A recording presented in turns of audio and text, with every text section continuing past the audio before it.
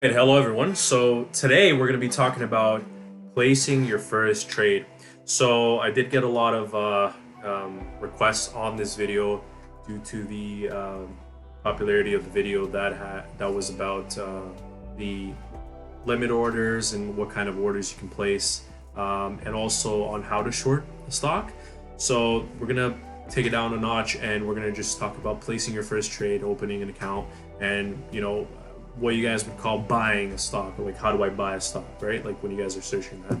So let's go ahead and get started. First things first is you need a brokerage account if you don't have one, okay? So here's some confusion that I see sometimes. I've just put banks here, but you can also do something like Wealthsimple or Questrade or something like that.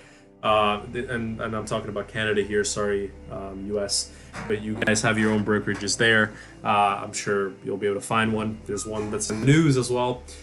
So what a brokerage account is it allows you to actually trade pretty much anything that you want, and your bank or financial institution acts as a broker. So those like old school things where you call, you see on commercials, like the guy calls the person in a suit, and the guy in the suit does the trade for them.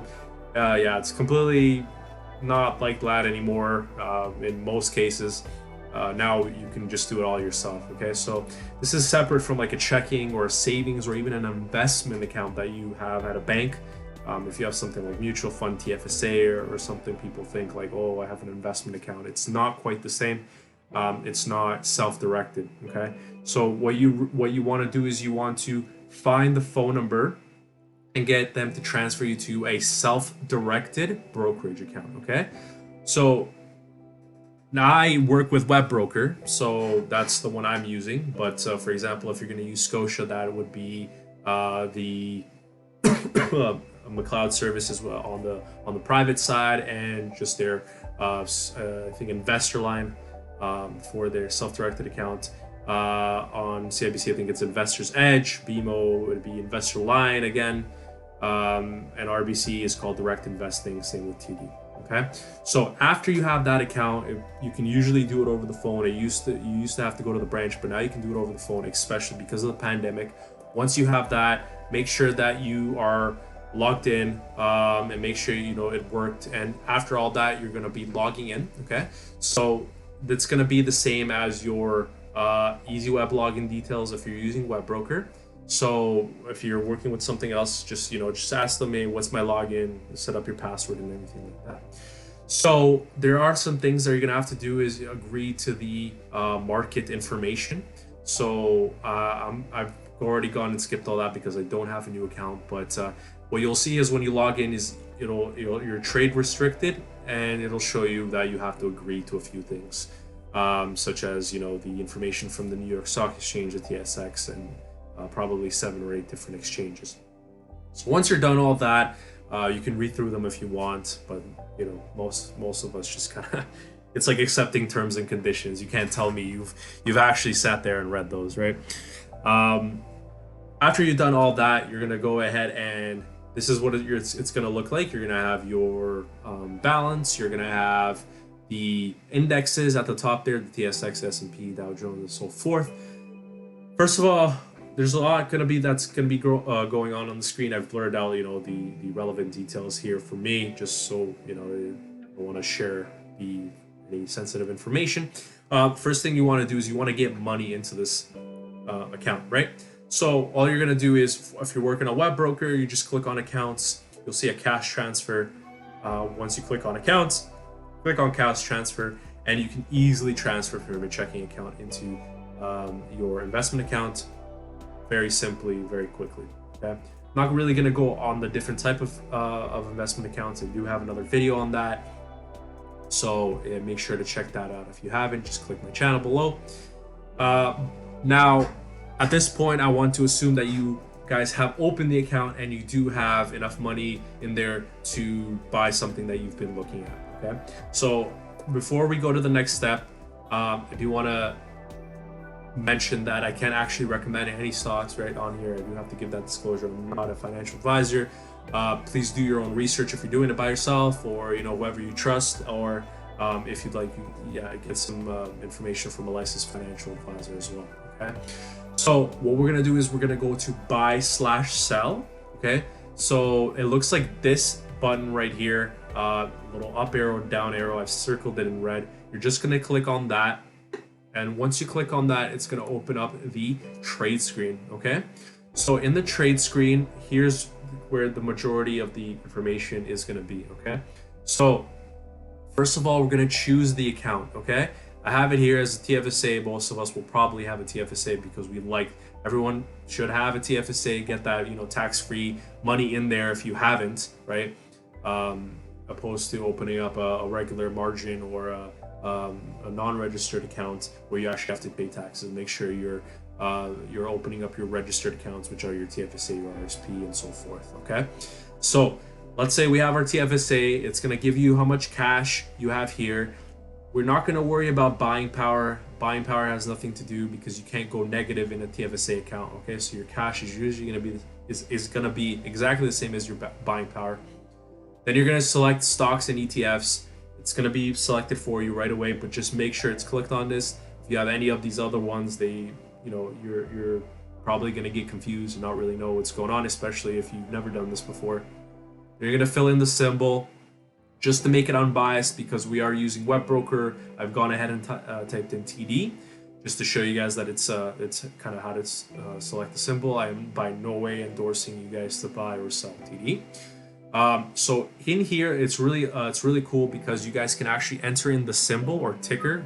I like to use, it's an industry term, and choose from the drop down.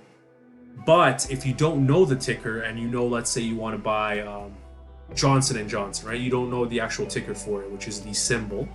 You can type in Johnson & Johnson, for example, on the symbol, and it'll show up and you can select it. Once you select it, you've selected it because here on the right side, it gives you the ticket information, okay? So the bid, the ask, how much it's up for today, lots open, high, low. We're not going to go too much into that. The high low of the day, and the volume, how many shares were traded. So we know we've gone ahead. We know this is what we want to purchase, and this has been populated here. Good. Now we're buying, so we want to select buy. You're going to type in the quantity. Now, if you're buying a stock, this is where you're going to want to have your calculator out, or do some quick math in your head. Some quick math. You grab the calculator, and what you're going to do is you're going to divide to see roughly how many shares you can buy, right? So, for example, if I have $80,000, right, then I can buy 100 shares right here, right? So, did I do that right? I think 8,000. My bad. 8,000 shares. We can buy 100. We can still buy it if we have 80,000. We can just buy 10,000 if we wanted to, right? So, yes, I am doing it right. So, once we have that correct, just checking my math there, guys. Once we have that correct, we want to type in the price. So there are different actually order types, but I'm not going to go into it too much. I do have another video on that if you'd like it. So make sure to click on my channel and check out the different order types. But most of the time, you're just going to leave it on market because you just want to buy the stock at whatever price is available. So that's what market means. It means buy me as fast as possible at the best price available of the market. Okay. And the good till, don't worry about that. Just leave it on day. Okay. Once you're done, preview order. This is what you're gonna see. I don't have $8,000 on me as of today, so I just changed the quantity to 1 just for educational purposes. And you're gonna review. Okay, so let's say you were buying 100 shares. You want to make sure that the quantity is 100. You want to make sure that there's enough cash. It won't let you get in here if you don't have enough cash. So that's a really good tool to use. So let me go back up here on the screen. If you're typing in the quantity, but you've gone over like 1 or 2 shares, it'll let you know that you don't have enough funds to cover it, right? So you want to keep decreasing little by little if you want to get the maximum amount for your money. If not, if you have another strategy, you want to split up your money, that's fine too. So back to this screen. So we want to check the quantity. We want to check what it's going to most likely cost us, because we don't know exactly, because the markets are trading live. If you're doing this during normal hours, during market hours, and then you're going to agree and send. Okay, and that's everything that is to it, guys. So lastly, I just want to leave you guys with this. Whenever you're buying a stock, you want to actually choose a strategy. So there are some messages that I get there, what actually should I buy, right?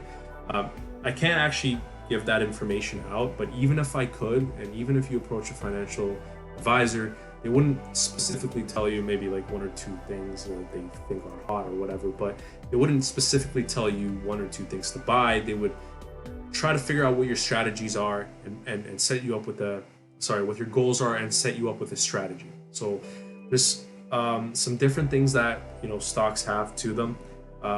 Two of the most important things is their capital appreciation and their dividends. So capital appreciation is basically the stock, you want the stock to increase in price if you purchased it, because then you can sell it for a higher price, right? So usually if you're going for a pure capital appreciation approach, you want something that's very low priced. I give an example: the cannabis sector, usually those are $10, maybe less. Some are a lot more and stuff like that. People will buy it, and maybe even if it goes up like $3, that's already 30%, which is a really good amount of gain. But on the other side, right, if it goes down $3, then it's a lot, right? It's going to hurt you a lot more. On the other side, you have dividends. So what dividends are their stock will actually pay out money, right? So if you as much as you're holding it. So this is something for a little safer. Sorry guys, let me just close my door here. These are usually safer securities, right, that have a lot of cash flow, so they're able to pay out the money to their shareholders. So either they've had a really good year or they're known for being cash cows. So I have put something on here, something like REITs and which are real estate investment trusts, and utility companies like Emera and Fortis. These companies are very well known for being defensive, these sectors. So I just gave an example of one stock in each sector, because they usually focus on paying out income to you rather than making violent swings upwards to get you that money, right? Some other strategies are buying ETFs and mutual funds. Let's say you don't want to spend the time to pick individual stocks. You can do something like an ETF, which is an exchange traded funds.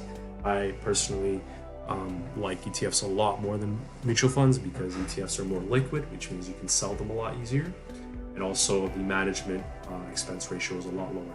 Okay? Lastly, we have the fixed income. So these are bonds. Normally, I don't see people trading bonds. So what you can do is actually buy a bond ETF. Or you can get a GIC, which is a guaranteed investment certificate. You can ask your bank more about that. Okay, so good luck, guys. Let me know if you have any questions. Please remember to like, comment, and subscribe for the YouTube algorithm. And do let me know if you have any suggestions on any videos you'd like to do or any topics that you want me to cover. All right, take care and have yourselves a great day.